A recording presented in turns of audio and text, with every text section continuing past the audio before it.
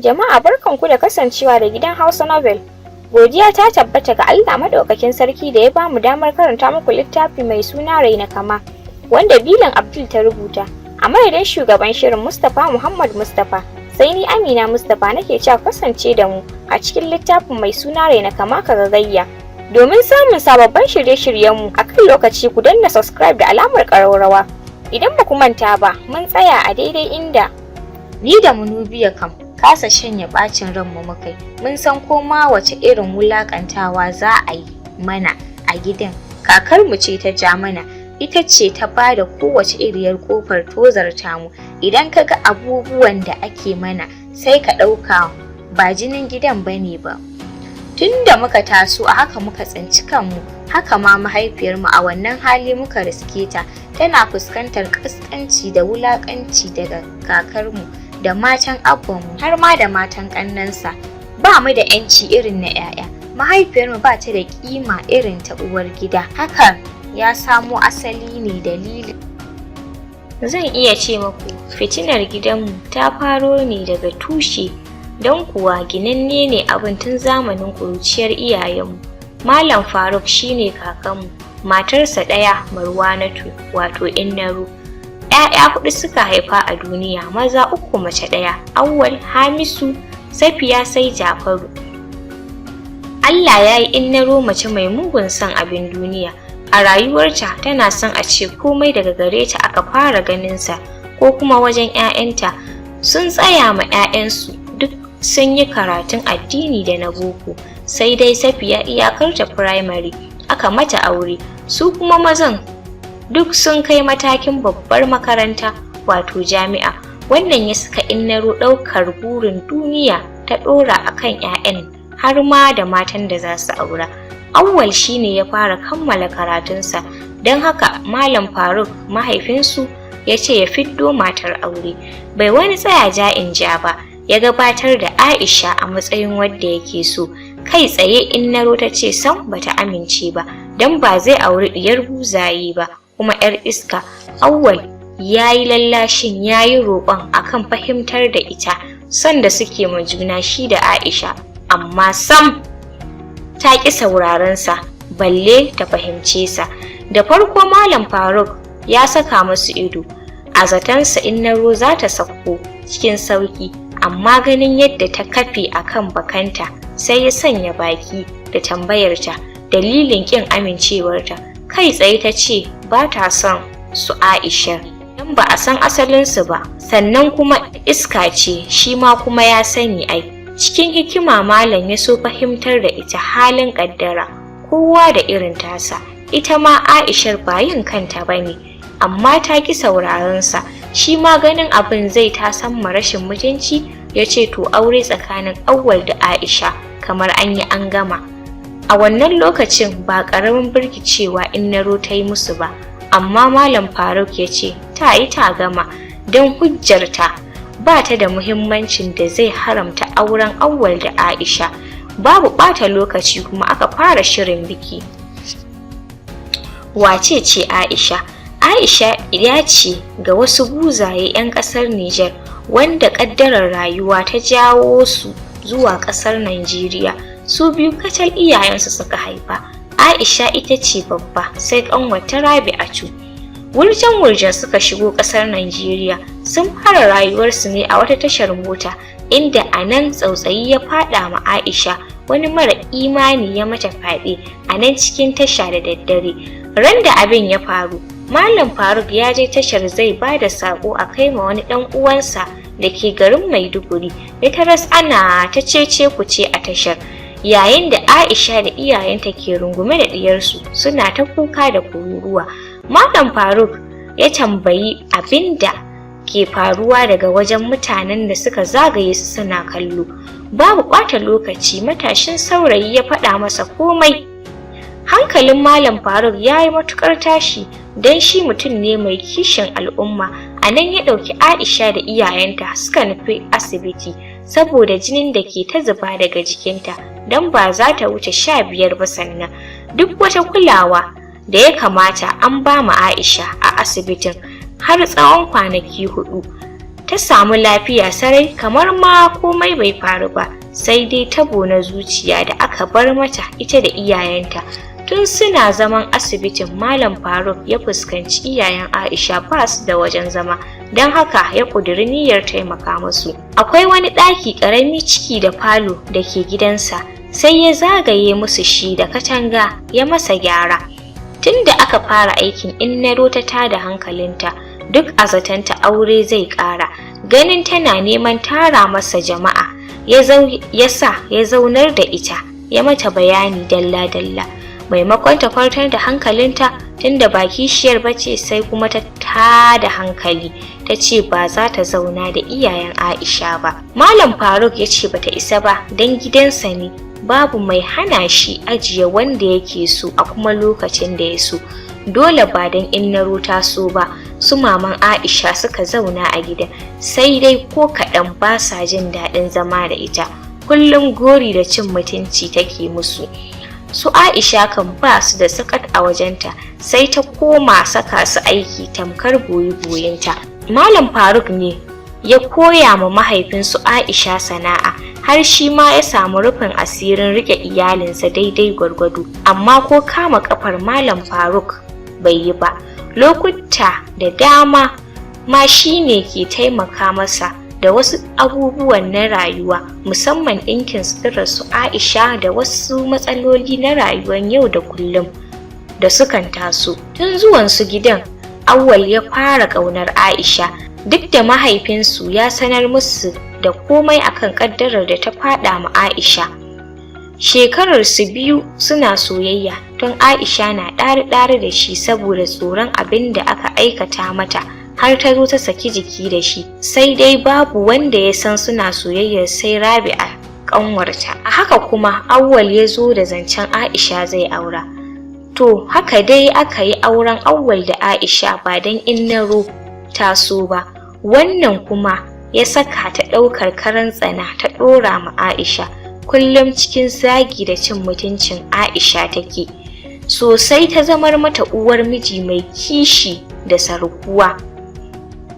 Ga gori da take mata akan ita 'yar iska ce, babu wani fyaɗe da aka mata. Ta je ta yi iskancinta, an fake da fyaɗe, an dawo an liƙe ma ɗanta da asiri. Tujara dai iri-iri dai ta Innaro. Aisha tana da haƙuri ko kaɗan. Abin da Innaro ke mata bai hana ta girmama ta ba da ba ta matsayin irin na uwa, amma Innaro ba ta gani. Watan auren su 7 kacal, Innaro ta samo ma Auwal wata yarinya mai suna Mairo. Mairo ya ce wani matashi ɗan kasuwa. Tun a lokacin ma ana lissafa su a masu kuɗin yankin, balle yanzu da ya zama shahararre. Auwal baya son Mairo, amma dole sai ya aure ta saboda Innaro ta ce za ta tsine masa.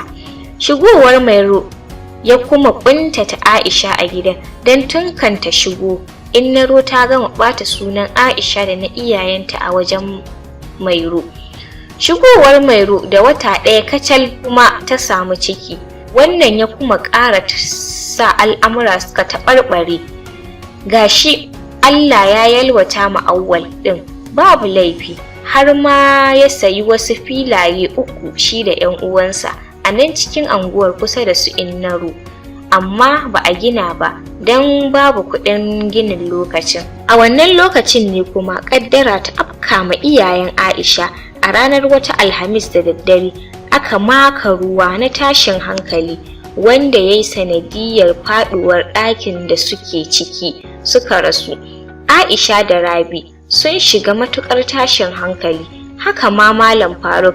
Innaro kam ko a jikinta. Rasuwar iyayen Aisha ya saka Rabi'a ƙanwarta dawowa hannunta da zama. A kuma lokacin ne Hamisu shi ma ya ce Rabi'a yake so da aure.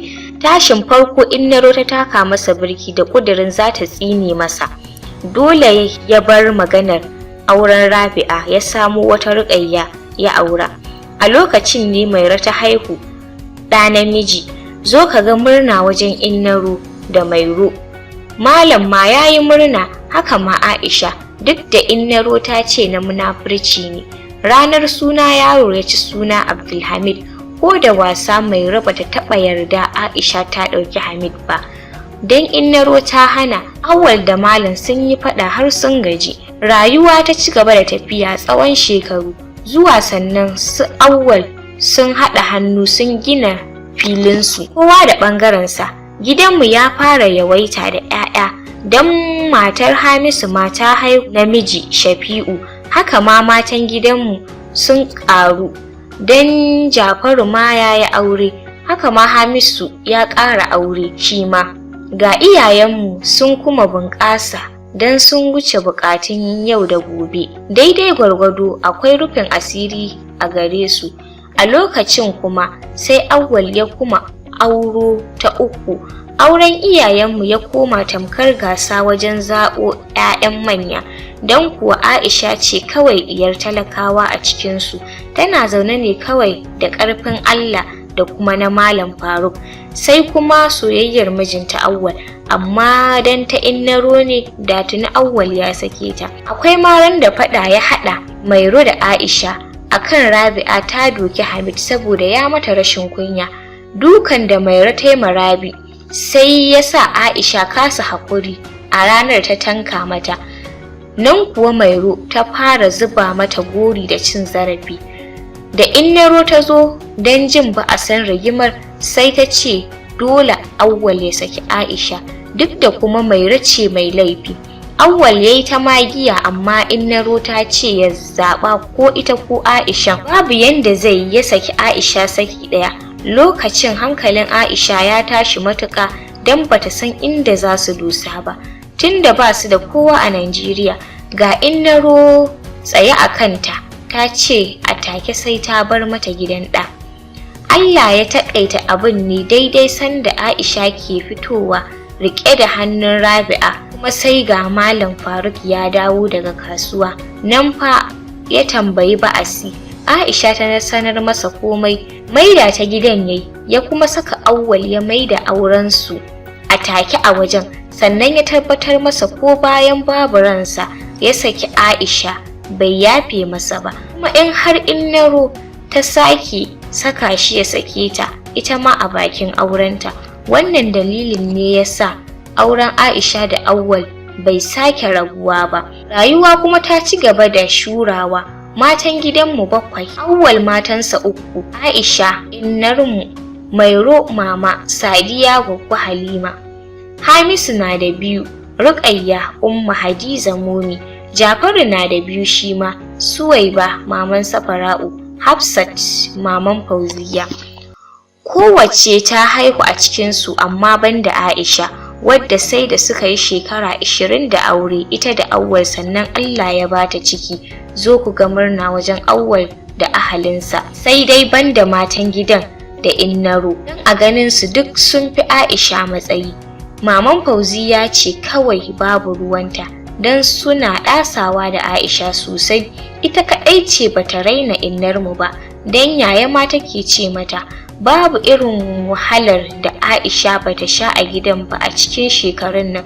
Kullum cikin mata gorin haihuwa da na talauci ake, har ma da na bata da asali. Tun daga kishiyoyinta har matan ƙannan mijinta basu raga mata ba. Kowace ji take ina wuta ta saka Innarmu a gidan. Dama ga ɗaurin gindi daga Innaro sun samu. Innarmu bata ce musu komai, sai dai ta shiga ɗaki ta sha kukanta. 'Ya'yan Maman Fauziya ne kaɗai ke shigowa ɗakinta, amma sauran duk an hana su.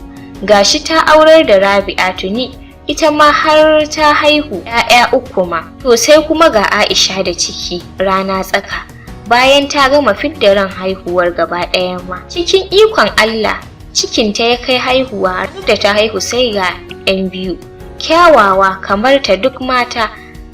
A zahiri matan gidanmu suna kuntata ma Innarmu ne saboda yanda Innaro ta gama bata Aisha a wajensu.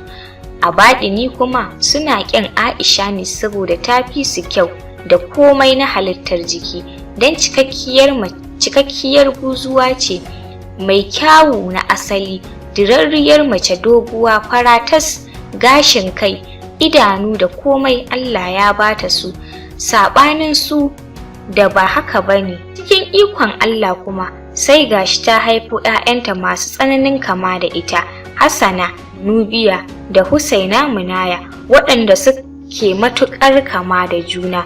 Kamar Munaya da Nubiya ta ɓaci matuƙa, ko Aisha sai ta yi da gaske take bambanta su. Sai da suka fara girma ne ake ɗan bambanta su ta wajen halaye, shi ma ba kowa ba, amma Aisha ita tana gane su kai tsaye a sannan. Nubiya tana da haƙuri tamkar Aisha, duk wahalar suke sha wajen yaran gidan ba ta iya ramawa, sai dai ta sha kukanta ta share hawaye. Saɓanin Munaya da take fitinanniya, ba ta bari a cuce ta, ko da an fi ƙarfinta sai ta bi ta wata hanyar ta rama. Wannan ya saka matan gidan da yara suka fi tsanarta, sai dai kuma ba sa iya bambance su, ita da Nubiya. Sometimes Munaya takan yi laifi akan Nubiya a daka, ita kuma Nubiya ba za ta taɓa faɗin ba ita bace ba. Ganin haka ya saka Aisha yi ma Nubiya shaida saboda a ringa bambanta su, amma Munaya na ƙyalla ido ta gani, sai ita ma ta yi ma kanta irin ta Nubiya komai da komai. Idan sau 1000 aka ma Nubiya shaida a jiki, Munaya ma za ta je ta yi makanta. Haka ma Nubiya takan yi idan an yi ma Munaya. Hakan ya sa Aisha ta haƙura kawai har ma suka shiga makaranta. Nan ma rikicin Munaya bai ƙare ba, don sai ma abin da ya yi gaba. Ta jawo faɗa a kama Nubiya a daka, hakan kuma ba zai sa gobe ta fasa ba. Shekarar su 10 Aisha ta kuma haihuwar 'yan biyu duk maza, Aryan da Ayyan. Tun daga lokacin kuma bata sake ba, sai dai Munaya da Nubiya suna matuƙar ƙaunar junansu over, abin ma har sai ya baka mamaki. Sannan suna ƙaunar mahaifiyarsu da ƙannensu.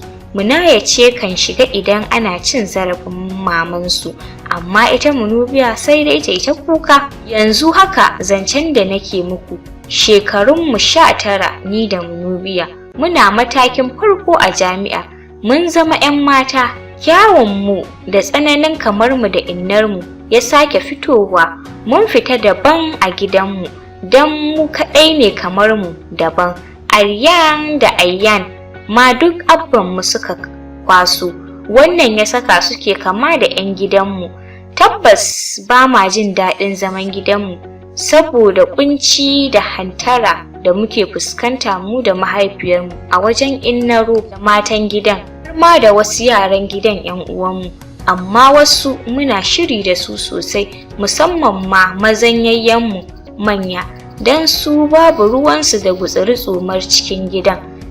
Gidanmu gida ne tamkar gidan hayar da ya haɗa ƙabilu daban-daban, saboda yawancin rikici kullum cikin faɗa muke. Ba iyayenmu ba yaran ba, kai ka ce muna ganin hanjin juna ne. Iko akwai hali a gidanmu, don iyayenmu sun riƙe gidanmu sosai da buƙatunmu. Duk da yawa da Allah ya bamu, ba mu rasa ci ba, sha da sutura, haka ma matsalolin karatunmu. Don kai tsaye zan ce gidanmu gida ne na 'yan boko. Kullum cikin gasa da juna ake, burin kowa a ce shi ne gaba. Batun ilimin addini kam, alhamdulillah, don tsaye iyayenmu suke a kanmu. Har gobe Yaya Hamid bai daina zama ga malamai ba, balle mu 'yan baya-baya. Aƙalla yaran gidanmu mun kai mu 43. Allah ya yi ma Malam Faruk kakanmu rasuwa, shekara 2 kenan. Inna roce dai tana nan daram, al'amuranta sai abin da ya yi gaba, don har gobe ta ƙaunar ƙirnarmu, kuma bata daina cin zarafinta ba a gaban kowa da mata goron rashin dangi. Haka yasa kullum cikin buri da ƙudurin binciko dangin innarmu nake, ko ita ma za ta samu 'yancin kanta kamar kowa. Idan za mu ɗiga mu wannan shirin aya, a madadin Mustapha Muhammad Mustapha, ni Amina Mustapha nake cewa kasance da mu a shiri na gaba.